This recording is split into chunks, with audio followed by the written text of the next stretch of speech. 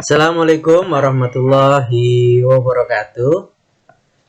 Salam jumpa kembali bersama Pak Amin di pelajaran Pendidikan Agama Islam kelas 4. Baik anak-anak, di sini Pak Amin nanti akan menyampaikan materi yang kemarin mungkin kalian sudah mengerjakan beberapa soal. Untuk materi-materinya akan Pak Amin sampaikan ya melalui video ini. Yang meneruskan yang kemarin tentang beriman kepada Rasul Allah Subhanahu wa Ta'ala yang termasuk di dalam rukun Islam ya. Tentunya kalian juga di kelas 3 kemarin sudah kita bahas ya tentang beriman kepada Rasul Allah Subhanahu wa Ta'ala. Nah, setelah mempelajari makna iman kepada Allah Subhanahu wa Ta'ala pada bab yang kemarin ya, keimanan tersebut disempurnakan dengan beriman kepada Rasul Allah Subhanahu wa Ta'ala. Nah, mengirim utusan untuk menyampaikan ajarannya dan memberi peringatan kepada manusia, yaitu Rasul Allah. Siapakah utusan Allah itu? Nah, dan apa tugasnya dan sifat Rasul? Nah, nanti akan Pak Amin jelaskan ya. Nabi dan Rasul Allah yang pertama yang akan kita bahas. Nabi merupakan manusia ya, manusia biasa yang mendapat keistimewaan ya, yang mendapat atau menerima wahyu dari Allah Subhanahu wa Ta'ala. Nah, sedangkan Rasul merupakan orang yang diutus oleh Allah untuk menyampaikan wahyu kepada umatnya. Nah, perbedaannya Nabi dan Rasul. Nah, kalau Rasul, tingkat Rasul lebih tinggi daripada Nabi ya. Seorang Nabi belum tentu menjadi Rasul, akan tetapi seorang Rasul sudah pasti itu Nabi. Nah, ada berapa jumlah Nabi dan Rasul? Ada berapa? Nah, beberapa ulama berpendapat bahwa jumlah Nabi dan Rasul itu kurang lebih sekitar 124.000 ya. 124.000 Nabi dan Rasul. Banyak ya. Nah, jumlah Rasul itu ada 313 orang. Nah, akan tetapi Allah Subhanahu wa Ta'ala yang mengetahui pasti ya jumlah Nabi dan Rasul hanya Allah. Ya, di antara seluruh nabi dan rasul ada beberapa rasul yang harus kamu ketahui ya, sebagai umat Islam wajib hukumnya untuk mengetahuinya. Ada 25 nabi dan rasul. Nah, siapakah mereka semua? Tahu ya, dari Adam, Idris, Nuh, Hud ya. Itu sampai 25 nabi. Ya, tahukah kamu siapa rasul-rasul yang bergelar ulul azmi? Nah, Rasul Allah ini mempunyai gelar ya. Ada yang punya gelar. Gelarnya itu gelar ulul azmi, yang berarti rasul yang mempunyai atau memiliki keberanian ya, ketabahan dan kesabaran yang luar biasa. Rasul ulul azmi ada 5, yaitu Nabi Ibrahim alaihissalam, Nabi Musa alaihissalam, Nabi Isa alaihissalam, Nabi Nuh alaihissalam, dan Nabi Muhammad sallallahu alaihi wasallam. Nah, sejak kecil Nabi Muhammad sallallahu alaihi wasallam ini mempunyai ketabahan yang sangat luar biasa sekali. Nah, beliau yang salah satunya yaitu menjadi anak yatim ya. Sejak dalam kandungan beliau sudah yatim ya, tidak mempunyai ayah karena ayahnya meninggal. Ketika berusia 6 tahun, ibunya Nabi Muhammad wafat ya, saat beliau berumur 12 tahun. Ketika umur 12 tahun itu Abdul Muthalib ya, kakeknya ya, ini yang mengasuhnya. Nah, setelah itu kakeknya wafat, meninggal juga ya. Terus Nabi Muhammad SAW diasuh atau dilanjutkan oleh pamannya ya. Beliau ini yang sangat luar biasa sekali dalam kesabaran dan ketabahannya, ya. Lalu kalian mungkin juga udah pernah mendengarkan lagu atau sholawat Rohatil Kisah Nabi itu ya. Nah, itu kalian kalau bisa menghafalnya atau menyanyikannya, kamu hayati tuh kisah Nabi, kisah Rasul, kisah sang Rasul ya. Umur 12 tahun udah ditinggal, umur 6 tahun udah ditinggal ya sama keluarganya. Nah, selanjutnya nih, Nabi Musa ya. Nabi Musa alaihissalam juga sama mengalami tantangan yang sangat besar dalam berdakwah. Nabi Musa alaihissalam menghadapi raja. Rajanya waktu itu sangat kejam sekali, ya. Nabi Musa. Siapa raja yang kejam tersebut? Yaitu Raja Fir'aun. Ya, Raja Fir'aun sangat kejam, akan tetapi dengan izin Allah, Nabi Musa alaihissalam justru diasuh oleh Raja Fir'aun. Jadi ketika dulu itu Raja Fir'aun dapat informasi dari pengasuh ininya ya, yang bekerja di istana itu, bahwa nanti akan ada anak lahir laki-laki yang akan menggantikan Raja Fir'aun. Mendengar seperti itu, Raja Fir'aun lalu marah, mengutus para pengawalnya untuk membunuh setiap bayi laki-laki. Ya, bayi laki-laki dibunuh agar tidak akan menjadi penghalang ketika nanti ada lagi bayi laki-laki yang sudah dewasa. Nah, tapi atas izin Allah, istrinya Raja Fir'aun ini ketika itu menemukan Nabi Musa yang dihanyutkan oleh ibunya karena takut kalau melahirkan bayi laki-laki akan dibunuh. Nah, Nabi Musa ini dihanyutkan di sungai, lalu ditemukan sama istrinya Raja Fir'aun. Padahal Raja Fir'aun itu sangat kejam sekali. Namun karena atas izinnya Allah, Raja Fir'aun akhirnya mengangkat anak atau mengasuh Nabi Musa menjadi anaknya. Nah, justru diasuh oleh Raja Fir'aun Nabi Musa ini. Nah, Nabi Musa ditemukan oleh istri Raja Fir'aun di sungai Nil. Setelah dewasa, Nabi Musa alaihissalam menerima wahyu untuk mengajak kaumnya, termasuk Raja Fir'aun, menyembah Allah Subhanahu wa Ta'ala. Nabi Musa alaihissalam berjuang dengan tabah dan berani. Nabi Musa alaihissalam selalu berdoa memohon perlindungan kepada Allah Subhanahu wa Ta'ala. Nah, ini salah satunya termasuknya ya, Rasulullah yang mendapatkan gelar Ulul Azmi ya, yang mempunyai ketabahan yang sangat luar biasa sekali.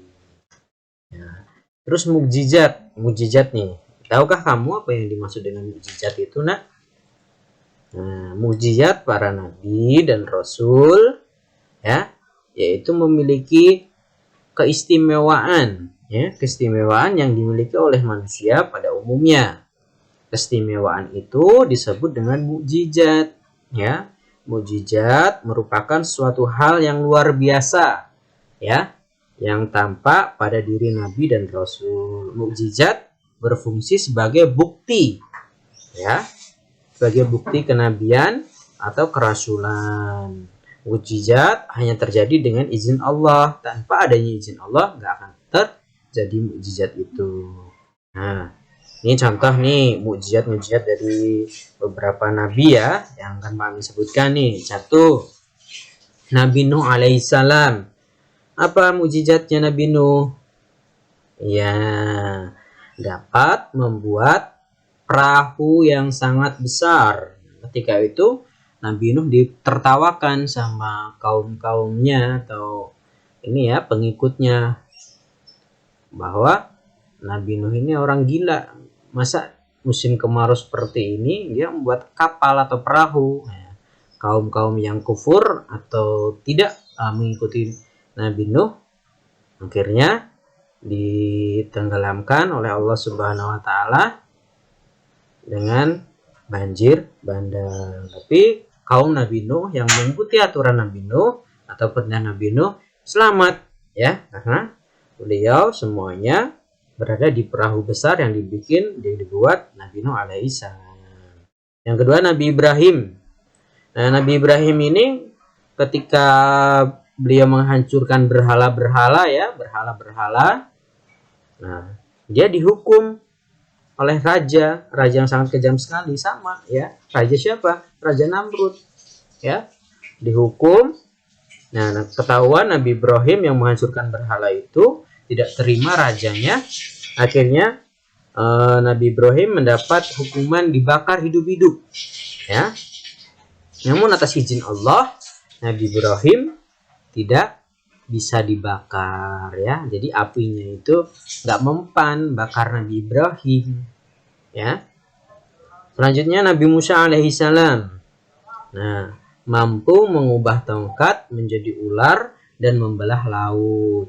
Nah, ini Nabi Musa nih ketika Raja Fir'aun tadi mengejar Nabi Musa kepepet karena nggak ada tempat lagi untuk bersembunyi atau berlari, tapi karena depannya adanya laut, ya udah, karena itu izin Allah, tongkatnya tersebut berubah menjadi ular dan membelah laut.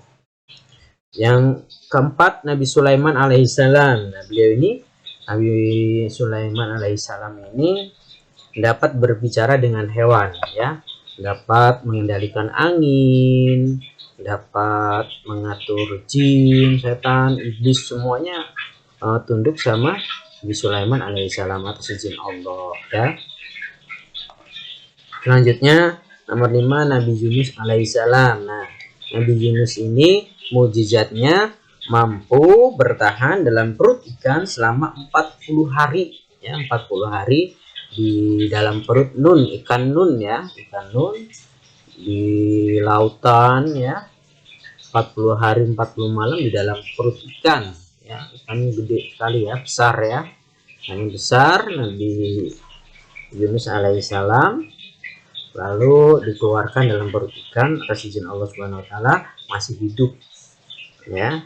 Selanjutnya yang keenam Nabi Isa alaihissalam. Ya, Nabi Isa alaihissalam ini dapat menyembuhkan penyakit buta sejak lahir. Buta ini bisa disembuhkan oleh Nabi Isa. Mujizatnya Masya Allah ya, luar biasa sekali ya. Dapat melihat isi rumah dari luar dan dapat menghidupkan burung dari tanah liat. Bisa menghidupkan burung dari tanah liat, bikin burung-burungan lalu dihidupkan kembali. Yang selanjutnya, yang terakhir, Nabi Muhammad Shallallahu Alaihi Wasallam dapat membelah bulan dan melakukan perjalanan Isra dan Mi'raj dengan waktu yang sangat singkat. Ya, ini mukjizat Nabi Muhammad SAW, termasuk juga kitab suci Al-Quran ya, yang sampai sekarang ini masih dipakai oleh umat Islam. Ya, nah sifat-sifat Nabi dan Rasul ini mempunyai sifat-sifat yang terpuji. Ya, nah apa aja sifat-sifat terpuji para Nabi dan Rasul ini? Nah, ada 4 sifat yang pasti yang dimiliki oleh Rasul. Yang pertama sidik, ya, kedua amanah, ketiga tabligh, keempat fatonah. Sidik artinya benar atau jujur, ya. Artinya Rasul tidak mungkin berbohong. Seorang Rasul menyampaikan ajaran Allah dengan sebenar-benarnya. Kedua amanah, dapat dipercaya. Seorang Rasul tidak mungkin berkhianat kepada Allah. Rasul menyampaikan agama sesuai perintahnya Allah, ya, amanah namanya. Yang ketiga tabligh. Tabligh artinya menyampaikan. Seorang Rasul pasti akan menyampaikan ajaran Allah kepada umatnya. Si tabligh nih, yang ceramah-ceramah itu tabligh ya. Terus yang keempat fatonah atau cerdas, ya, fatonah. Allah memberikan kecerdasan kepada setiap Rasul. Sebagai contoh, kecerdasan Nabi Muhammad SAW yang dapat menghafal Al-Quran dan mengatur strategi perang. Nah, ini salah satu tadi ya, fatonah, kecerdasan yang dimiliki oleh Nabi Muhammad nih, mampu memberikan kecerdasan kepada setiap Rasul. Sebagai contoh, ya, bisa menghafal Al-Quran dan mengatur strategi perang, ya. Nah, tugas Nabi sekarang, tugas Nabi dan Rasul, anak-anak ya. Nabi dan Rasul diutus untuk menyampaikan risalah atau ajaran Allah Subhanahu wa Ta'ala. Di antaranya yaitu yang pertama, menjelaskan kebesaran Allah Subhanahu wa Ta'ala, mengajak manusia menyembah Allah Subhanahu wa Ta'ala, menjelaskan tata cara beribadah, menyampaikan berita tentang adanya makhluk-makhluk gaib seperti surga, malaikat, dan jin. Kelima, mengajak manusia berakhlak mulia. Dan yang terakhir, memberikan aturan kehidupan manusia, ya. Yaitu tugas Nabi dan Rasul, ya, ada 6. Menjelaskan kebesaran Allah, mengajak manusia menyembah Allah, menjelaskan tata cara beribadah, menyampaikan berita tentang adanya makhluk-makhluk gaib, neraka, surga, jin, setan, iblis, ya, mengajak manusia berakhlak mulia, memberikan aturan kehidupan bagi manusia, yaitu ya tugas Nabi dan Rasul.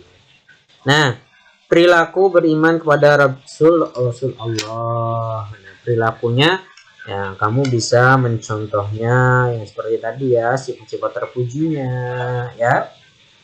Nah, kamu harus mempercayai bahwa Allah itu ada, ya.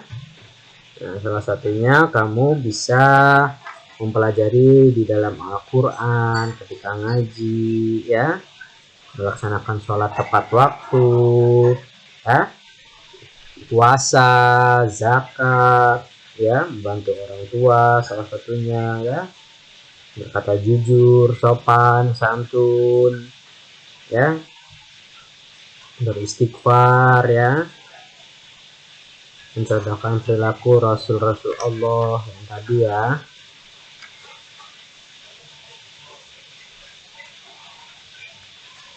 Nah, itu ya anak-anak ya. Tadi tentang pengertian beriman kepada Rasul Allah Subhanahu wa Ta'ala, ya. Ada Nabi dan para Rasul, perbedaannya, ya. Terus sifat-sifatnya Rasul, mukjizat, ya. Terus tugas-tugas Nabi dan Rasul, ya. Beriman kepada Nabi dan Rasul, ya. Kalian bisa tuh tiru tuh sifat-sifat Nabi dan Rasul, ya. Membantu orang tua setidaknya, ya.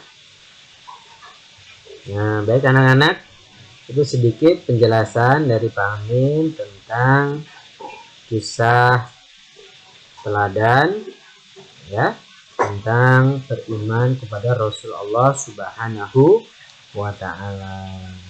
Baik anak-anak yang Pak Amin banggakan, terima kasih atas perhatiannya. Assalamualaikum warahmatullahi wabarakatuh.